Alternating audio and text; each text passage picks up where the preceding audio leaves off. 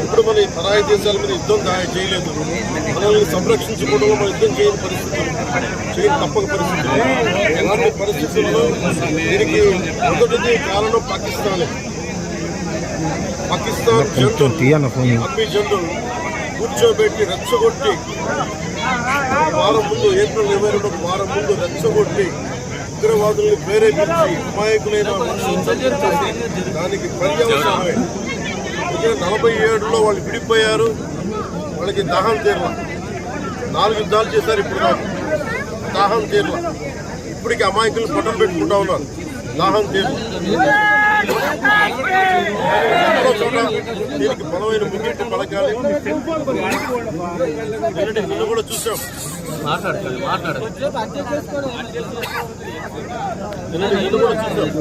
Cease fire అన్న తర్వాత కూడా సీజ్ ఫైర్ అన్న తర్వాత కూడా సీజ్ ఫైర్ ని వైలేట్ చేసిన ప్రభుత్వం నిజమే చెప్పాలి.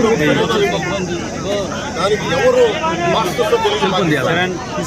వాళ్ళు చేసే అరాచకాలు, వాళ్ళు చేసే స్పాన్సర్డ్ టెర్రరిజం ఇండియాకు ఒక ఇబ్బందిగా తయారైంది.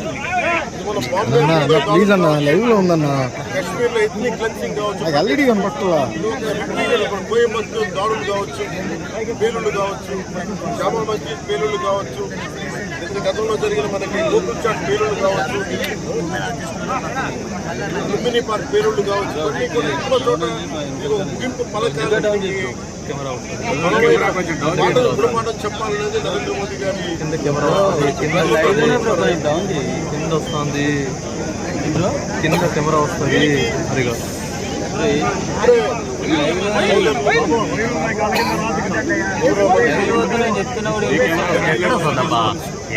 ఎంత కెమెరా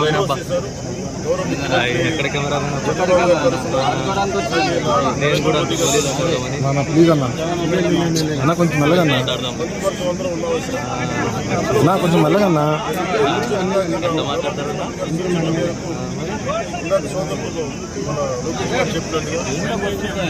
దాదాపు 50 లక్షలు ఎక్స్ప్రెషన్ ప్రకటిస్తూ ఉన్నాం.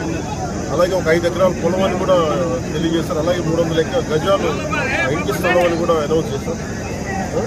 అలాగే ప్రభుత్వంలో వాళ్ళకి ఎవరికైనా సరే వాళ్ళ నాన్నగారికి కానీ ప్రభుత్వ ఉద్యోగం కూడా ఖచ్చితంగా ఇవ్వాలనేది క్యాబినెట్ ముందు పెట్టిన నిర్ణయం తీసుకుంది. ఇవన్నీ కాకుండా నేను ప్రస్తుతం 5 లక్షల రూపాయలు మన కుటుంబానికి నా వ్యక్తిగతంగా నేను సాయం చేస్తాను తెలియజేస్తుంది. ఇలాంటి పరిస్థితులు రాకూడదని కోరుకుంటాం.